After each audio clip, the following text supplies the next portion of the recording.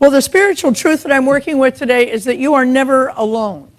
God's presence is in you, around you, and through you.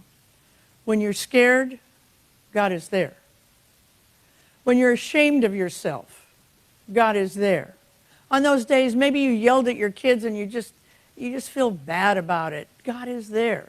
That day that you had a chance to interrupt racism and you chickened out, God is right there. God is there in your shame. When you're thinking thoughts of limitations, those thoughts that often start with phrases like, I'm not good enough, they won't choose me, there's not enough, so I'm probably not going to get any.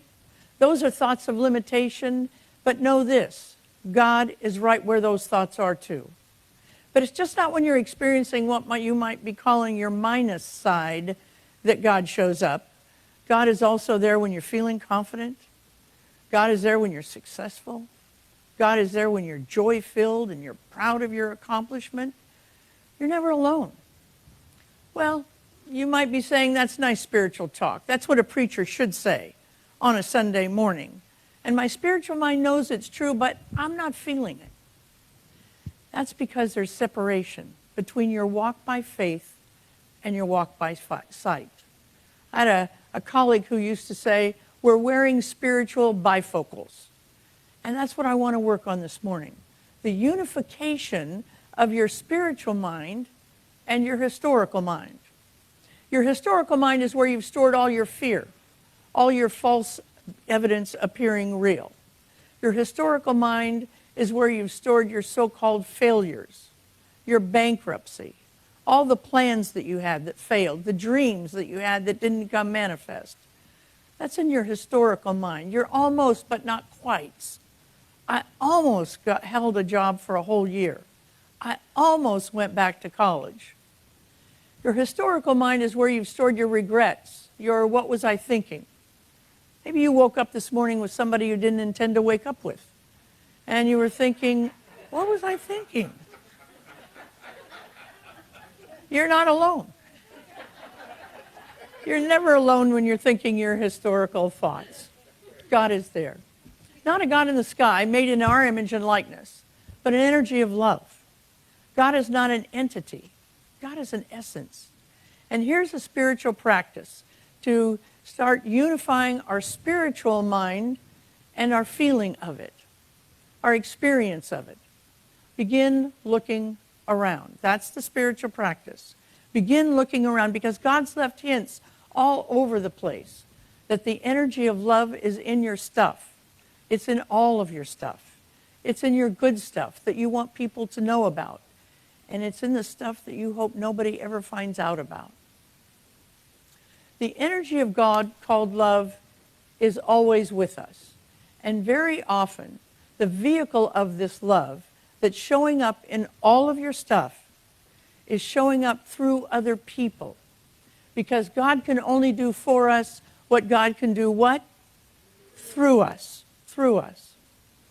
You know, did you know that almost all, if not all, of the blessings that you are looking for in your life have already been made manifest by somebody else? You may have to put some tweakings on it to make it a blessing that is uniquely yours. But plenty of marriages that have headed for divorce have used spiritual principles and have been turned around to be passionate, nurturing, and adventurous partnerships. Plenty of people who've gone through bankruptcy and used spiritual principles to come back to financial success. And I'm not just talking about the famous ones like Walt Disney and Henry Ford, but just plain old ordinary people. People who are in the church this morning, people who are online this morning. I have a friend who claims you're only half a businessman until you've gone through a bankruptcy at least once. Plenty of people have tried and failed and tried and failed and tried and failed to kick that monkey of drugs, alcohol, food, internet porn, but they never gave up until that moment where it began to work. And I don't know any of them who did it alone. People sharing their story of experience, strength, and hope with each other.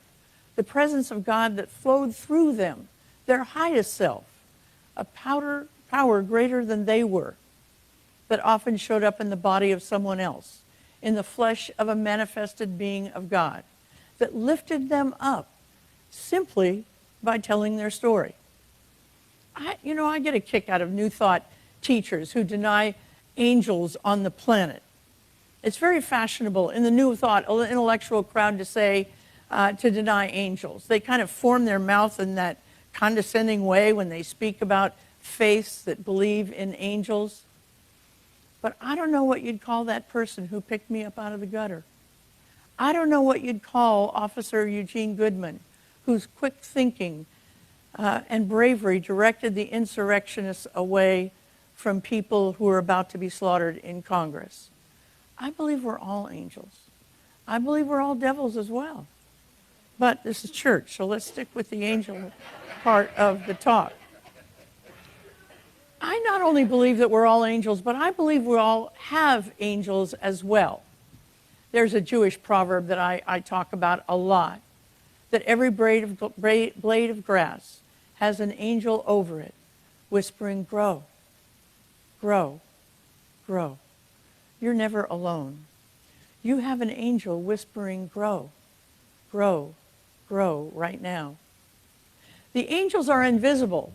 I want you to start looking for and being a visible angel. Visible angels are the folks that lifted me out of the gutter of alcoholism. How?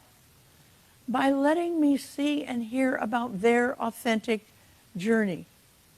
If there ever was a way of saying grow, grow, grow, they were doing it.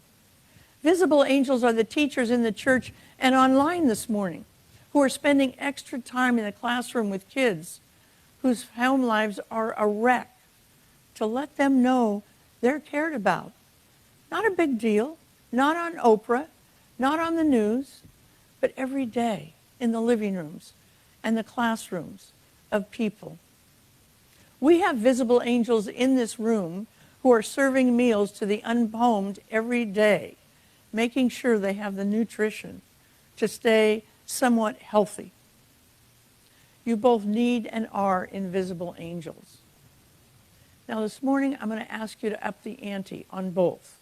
First, on looking for invisible angels, people who are representing God on the planet. They may not say the word God, and we don't care. They may choose to represent God through God's working names like sobriety or abundance or safety or connection or passion or just kindness. They show us through their own lives what's possible. Many of you have heard the phrase attraction rather than promotion. Visible angels in your life won't beat you over the head with suggestions of change. They will simply model the change you want and give you what our founder Ernest Holmes called a mental equivalent. Sometimes you don't actually see your visible angels with your own eyes. They're not right in front of you. Sometimes they're on television or on the radio. Sometimes they're in a book that you read, and you find your angel that way. You know, I was struggling with perseverance about a month ago. My stick-to-itiveness was waning. Now, I know nobody online or in the congregation this morning has any problem with stick-to-itiveness, but maybe somebody in your office or maybe your husband or your wife who's not here this morning suffers from it. You know, it's the kind of time where you set a goal. In this case, the goal I set about 6 months ago was to attract more men in the congregation when we opened back up. And I was really committed to it. And then I sort of backed off because I couldn't figure out how to do it. I couldn't see it actually happening. I was in the middle of this little battle with my devil when I remembered the story of a rabbit. The story goes like this. A young man went to his dad and said, "Dad, how come it is that people start things, but so many people don't finish it?" And he said, "Son, it's like my dog. Recently, my dog was chasing a rabbit. He saw the rabbit go into the bush, and he was running and barking, and other dogs began to hear him barking and saw him running and knew something good was happening, so they joined the fray. And they began to run and bark, and even more dogs Pretty soon there was a whole pack of dogs running through the wilderness, barking, knowing something was good. And then one by one, after about an hour, they dropped off. Dogs began to drop off. And then a few more began to drop off. And then a few more. Until finally, my dog was the only one still chasing the rabbit. He said, "Son, do you understand what I'm telling you?" And the kid said, "No, actually, I don't, Dad." He said, "What I'm telling you is that the other dogs just saw my dog running. They never saw the rabbit. You have to see the rabbit in order to keep your stick-to-itiveness going." Then it hit me. I needed to get a clearer idea of what my rabbit looked like. I need to find some angels who had what I wanted so I could spy on them. So I started calling New Thought churches, temples, synagogues, Christian churches, big box churches, little box churches. And I always ask the same question: what do you do to get men in the church? And everybody had an answer. Some of them were goofy as hell, but everybody had an answer.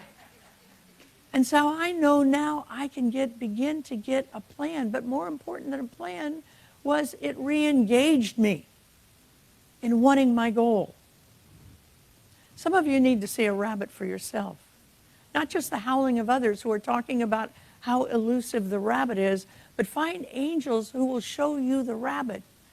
Because if you can see it and can get it, if you can't see it, the challenges to manifestations start appearing. You won't have the healing energy to keep going. You find the angels in your life that will say, "Here's what a loving marriage looks like." Now, don't find the liars. The ones who present well but haven't enjoyed each other's company in 5 years. No, find the ones who've been through the tough times.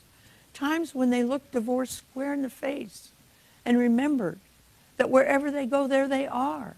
And they might as well stay and make this thing work. Or maybe you're in an abusive relationship and it's clearly time for you to go, but the very thought of it bewilders you. Go find some angels who've navigated that tricky water before and are willing to authentically share their journey with you. Maybe you need to find an angel that has set boundaries with kids after they've already established some life-defeating behaviors. They're out there. If that's the rabbit you need to see, go find them. You're never alone. The face and the voice of God is always around you. You are never alone. Look for it. And once you've found it, be it for the blade of grass standing next to you. This church believes strongly in the law of attraction. This church believes strongly in the law of circulation. But it's not out there. It's in here. We can both be the law of attraction and look for the law of attraction. And when we do, we need to commit to being the law of circulation in our life. Let's take this message into prayer. There's only one power. It's a power of love, and it runs right through me. I could call it God or Allah or Elohim, the sacred grandmother tree, infinite wisdom, divine intelligence. I could call it by any name because it's always there. I give thanks for that. I give thanks for every single person in the church this morning and every single person online, because we know that spiritual principles are the answer to every issue in our life. I give thanks for that. I release this word into the law, and together we say, and so it is.